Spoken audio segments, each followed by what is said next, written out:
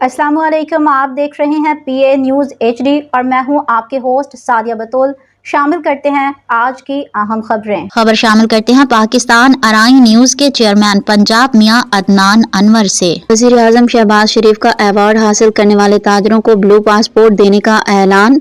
वज़ीर आज़म शहबाज शरीफ ने ऐलान किया है कि नुमाया कारकर्दगी दिखाने वाले अवार्ड याफ्ता कारोबारी अफराद को ब्लू पासपोर्ट दिए जाएंगे ताकि उन्हें बैनुल अक़वामी सतह पर सहूलियत हासिल हो। वज़ीर आज़म ने सनतों के लिए बिजली की कीमत में 4 रुपए 40 पैसे फी यूनिट कमी का ऐलान भी किया।